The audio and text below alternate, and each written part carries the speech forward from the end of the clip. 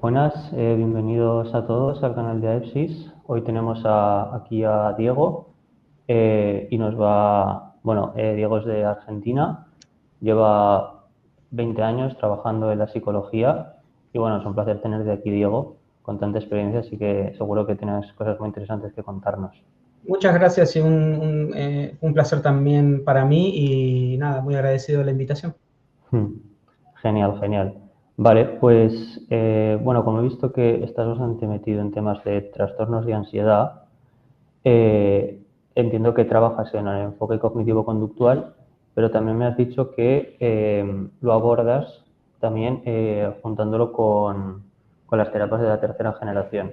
Entonces, me interesaría mucho saber cómo llevas una sesión abordando desde la terapia cognitivo-conductual y también temas de terapias de tercera generación.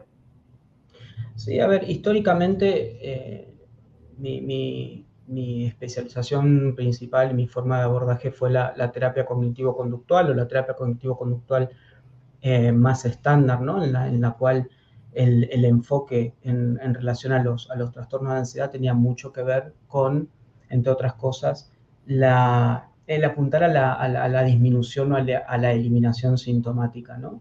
Y a Mm, la modificación de los pensamientos que llamamos pensamientos distorsionados o pensamientos irracionales, que son en algún punto una fuente muy importante del desarrollo de la ansiedad.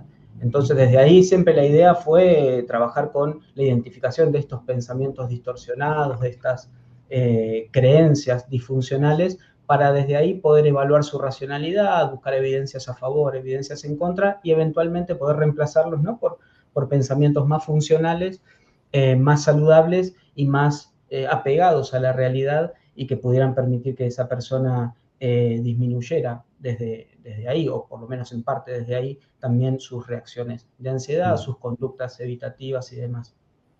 Lo cual mm, funciona muy bien, no es que no funcione, sigue siendo una parte fundamental del trabajo terapéutico, pero la incorporación de lo que son los enfoques de tercera generación o de tercera ola, como terapia de aceptación y compromiso, también la incorporación del mindfulness a la terapia, lo que nos da es una perspectiva también un tanto distinta, ¿no? En ese sentido, que es empezar a darle lugar a lo que es la aceptación de ciertas experiencias que para la persona, en este caso para el paciente, pueden resultar incómodas o dolorosas, ¿no? La idea de que la experiencia, las emociones incómodas, las emociones que no son agradables para el paciente, son parte de la existencia, de la vida, y que claro. la lucha directa, frontal, para eliminar, para rechazar, para quitar de ahí a esas emociones que son incómodas para la persona, hablemos de la ansiedad, por ejemplo, lo único que termina generando es algo contraproducente. No termina siendo útil a mediano y a largo plazo, sino que a la vez termina generando que esas emociones sean más intensas, más persistentes, más duraderas y más frecuentes. Entonces, Claro. las terapias de tercera generación vienen a ofrecernos otra perspectiva, ¿no? Que no es que vaya a anular lo anterior, pero es muy complementaria, que es Claro. empezar a hacer lugar a la aceptación, a primero permitir, aceptar que eso es una experiencia que es parte de la existencia, y desde ahí, desde ese lugar de aceptación, ver qué es lo mejor que podemos hacer con eso para que no nos impida en última instancia llevar la vida que queremos llevar. Lo mismo con los pensamientos, ¿no? Esta idea del pensamiento negativo, el pensamiento distorsionado, irracional, hay que modificarlo, hay que cambiarlo para que la persona a partir de ahí sienta distinto y actúe distinto. Desde este tipo de corrientes hay una mirada un tanto distinta, que es: el pensamiento es una expresión normal y natural de nuestra mente, los pensamientos no son voluntarios en su mayoría, y lo que necesitamos hacer es, en principio, aprender a observarlos como tal, como pensamientos, como interpretaciones, juicios de nuestra mente, que lo que necesitamos es poder aprender a tomar distancia de ellos cuando no nos son funcionales. A lo mejor ya no es necesario pensar directamente en cambiarlos por otros, sino decir, ok, esto que a mí me está perjudicando tanto, me perjudica tanto, no porque esté, sino por cómo me vinculo con ese pensamiento, por la credibilidad que le doy, por cómo me identifico con él y por cómo lo pongo, ¿no?, en un lugar de casi identificación con la realidad misma, y es lo que me define cómo voy a sentir y cómo voy a actuar. Entonces, poder usar estrategias para distanciarnos, para difusionarnos de esos Sí, te iba a pensamientos, decir eso, la difusión. es una manera también de, bueno, lograr que esos pensamientos no tengan que desaparecer, no tengan que irse de ahí, sino que, bueno, poder verlos como algo que me pueden ser funcionales en algún momento y pueden no serme funcionales o útiles en otro momento, y puedo aprender a decir, ok, están ahí, los identifico, son parte mía, una parte mía, pero no el reflejo fiel de cómo son las cosas o cómo debo actuar, y a partir de ahí poder elegir y tener ese espacio de libertad para actuar en el sentido que más refleje lo que necesito, lo que quiero en cada momento. Genial. Oye, muy interesante, ¿eh? Porque el hecho de compaginar la cognitivo-conductual con las terapias de aceptación y compromiso, que creo que a día de hoy son bastante necesarias, porque como tú has dicho, hay pensamientos que al final pues no controlamos. Tenemos un montón de pensamientos al día, innumerables, y no todos son voluntarios, ni los escojamos nosotros. Entonces, lo de la aceptación y compromiso sirve para eso. Te quería preguntar, centrándome en el tema de la ansiedad, ¿dirías que hay pensamientos ansiosos, pero que muchos pacientes se esfuerzan en intentar eliminarlos, pero esos pensamientos son los que tenemos que aceptar? Es decir, diferenciar los pensamientos que sí son catastrofistas y que tenemos que no eliminar, pero sí tratar de buscar otras opciones, y luego los pensamientos que son ansiosos, pero bueno, la ansiedad existe, ¿no? Entonces, ¿cuál dirías que son esos pensamientos que tenemos que aceptar que vienen de la ansiedad? A ver, si yo tuviera que dar una respuesta rápida, diría que los pensamientos que debemos aceptar son todos los pensamientos, porque si nosotros partimos de la base que hay pensamientos aceptables y pensamientos no aceptables, entraríamos en el terreno de que, bueno, ok, si hay pensamientos no aceptables, tendríamos que hacer algo para que no estén ahí, ¿no? Y Vale, ahí eso puede transformarse en un problema en sí mismo. claro. Los pensamientos ansiosos, o los que podríamos llamar pensamientos que provienen del mecanismo ansioso, adoptar muchos contenidos distintos, pero en última instancia la forma del pensamiento es siempre muy parecida, que es un pensamiento orientado hacia el futuro, negativo o catastrófico. O sea, la idea de que algo malo va a suceder en el futuro, ¿no? Y eso en realidad no es algo que siempre sea. A ver, si le quitamos el carácter negativo o positivo a un pensamiento y lo ponemos en un terreno quizá que nos sirva un poco más, que es el de útil o inútil, nos puede dar un poco más de claridad.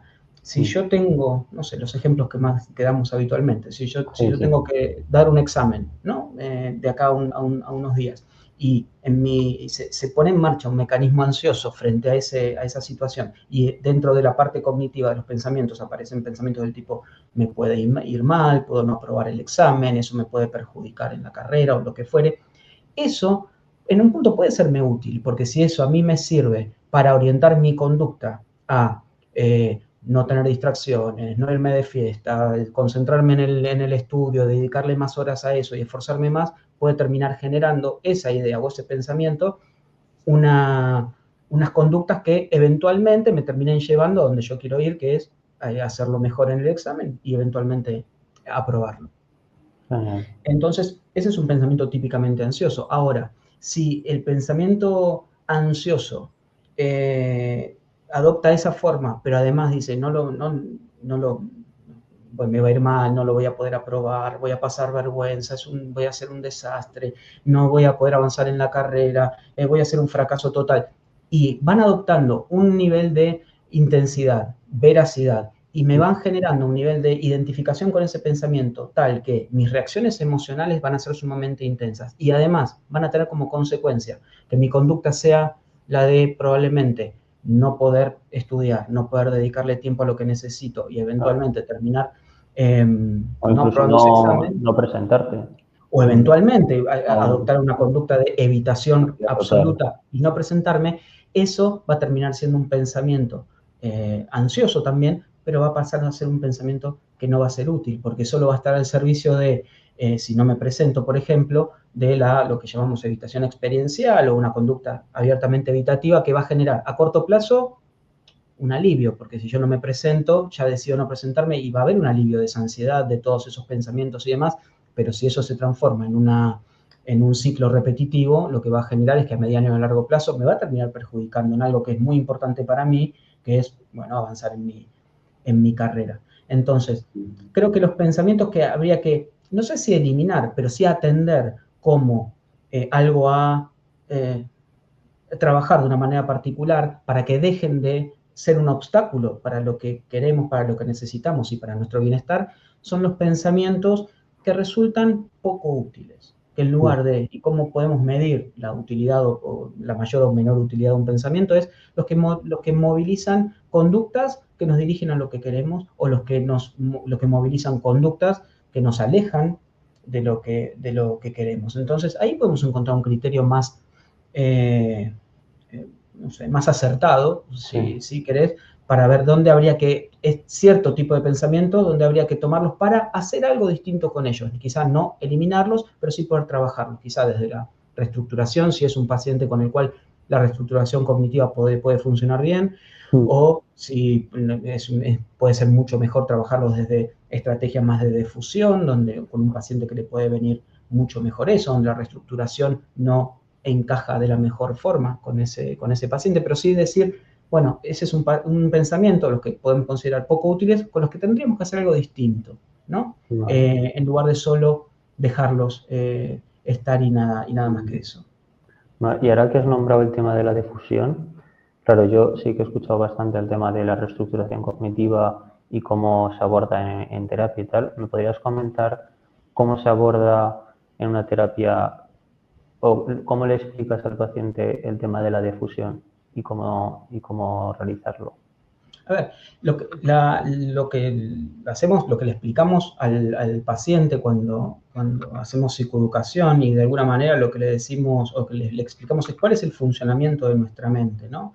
De qué manera nuestra mente produce todo el tiempo juicios, evaluaciones, interpretaciones de las cosas que no tienen que ver directamente con lo que está pasando ahí, sino que muchas veces o la mayor parte de las veces tiene que ver con reglas construidas más por una historia de aprendizaje, por cosas que sucedieron antes, crianza, sucesos de vida y demás, y que los pensamientos no son más que eso, que un producto de nuestra mente que todo el tiempo va a estar tratando de hacer evaluaciones, juicios y demás, en un intento por lo menos, de ayudarnos, de garantizar nuestra supervivencia, ¿no? Sí, En algún punto, porque es para lo que evolucionó nuestro cerebro, nuestra mente. Ahora, en ese afán de nuestra mente de garantizarnos nuestra supervivencia, alejarnos de los peligros y demás, en algunos casos muy particulares, puede a la vez estar alejándonos de lo que resulta importante para nosotros, ¿no? Porque a la mente, como decimos muchas veces,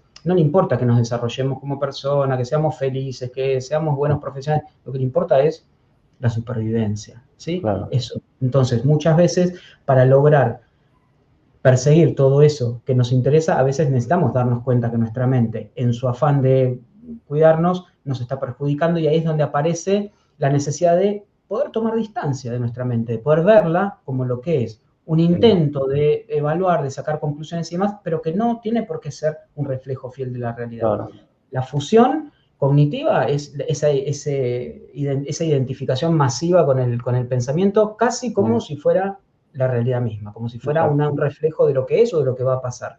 Es como comprarnos, ¿no?, un pensamiento de una manera brutal, como Claro, creernos por completo lo que un pensamiento dice. Entonces, la difusión es quitarle al pensamiento ese carácter que tiene de reflejo fiel de lo que la cosa es. Entonces, hay muchas estrategias, ¿no?, para trabajar difusión. La más básica, la más inicial con la que podemos trabajar con un paciente es la observación, la identificación y sobre todo A partir de ahí, la escritura, por ejemplo. La escritura de los propios pensamientos en un formato particular, que es, tengo el pensamiento de que no voy a aprobar el examen, tengo el pensamiento de que soy un desastre, tengo el pensamiento de que nunca voy a avanzar en esta carrera, tengo el pensamiento, y así, o estoy pensando que, o mi mente dice que, algo con ese formato, y escribir esos pensamientos, pero solo escribir con ese formato, sin involucrarnos con evaluarlo, juzgarlo, ver si es verdad o es mentira, si tiene razón, si no tiene razón, si está distorsionado o no, sino solo escribir con ese formato es una manera de ir quitándole al pensamiento ese carácter de literalidad en relación a lo que la cosa es. Entonces, estoy pensando que me va a ir mal en el examen, no es lo mismo que me va a ir mal en el examen. Claro. ¿Sí? Ese es lo que ese ejercicio busca empezar a generar.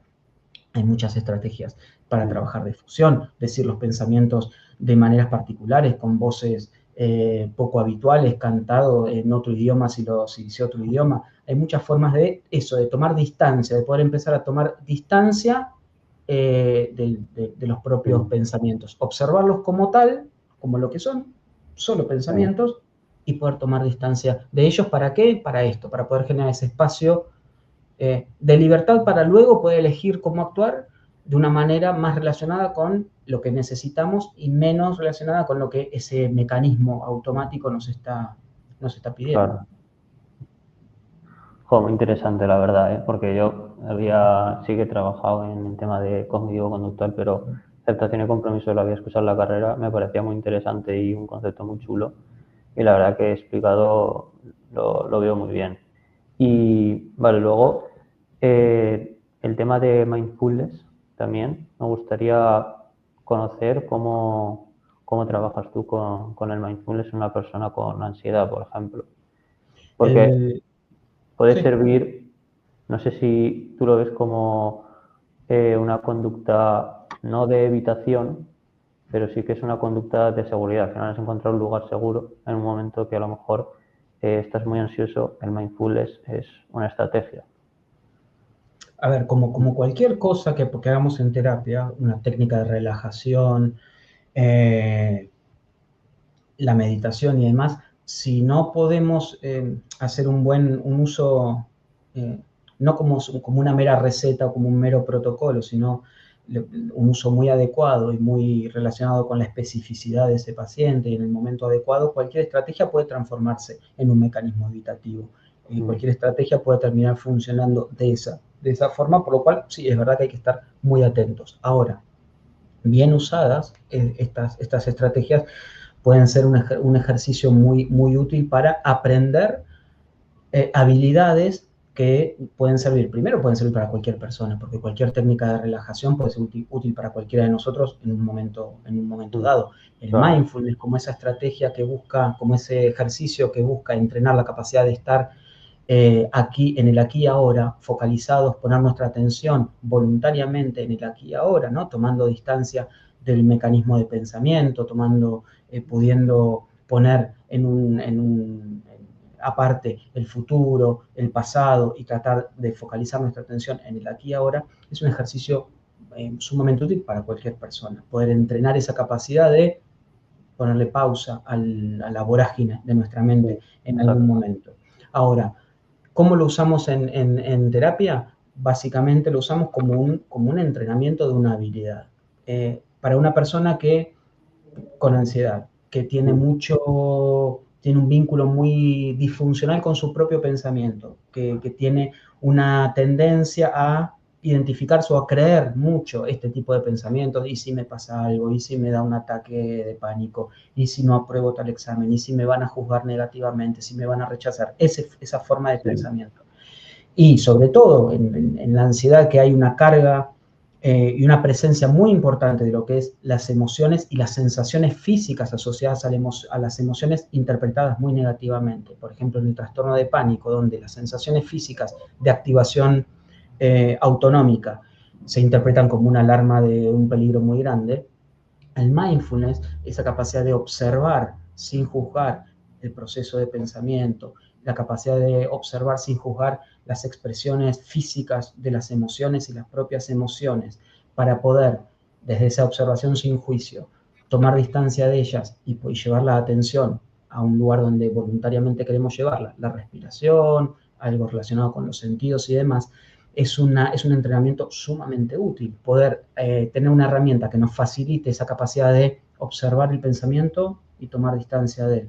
Observar nuestra propia expresión física y aceptarla como tal sin sobrecargarla de interpretaciones catastróficas, es una herramienta que a medida que se va entrenando colabora muchísimo con el trabajo que buscamos en un tratamiento para la ansiedad, que en última instancia no es otra cosa que poder volver a poner a la ansiedad en un lugar de normalidad y no en un lugar de enemigo al que hay que estar vigilando constantemente. No tienes que tenerle miedo ni nada. Absolutamente, exactamente. Genial. Oye, muy interesante. Me ha parecido súper importante todos los puntos que has comentado. Así que, nada, para terminar, me gustaría darte tu espacio para, bueno, que comentes dónde trabajas, dónde te puede encontrar la gente si por redes sociales o por alguna página web, donde puede, pues, coger sesión contigo, si te interesa, si puede ser presencial, online, nada, tu espacio para que puedas.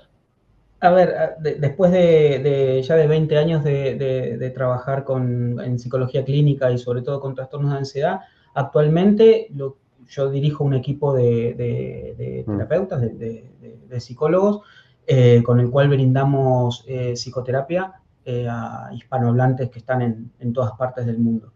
No tenemos presencia en redes sociales por una cuestión también de preferencia personal, es algo a lo que por el momento intento escaparle un poco. Yo soy como tú, no te preocupes.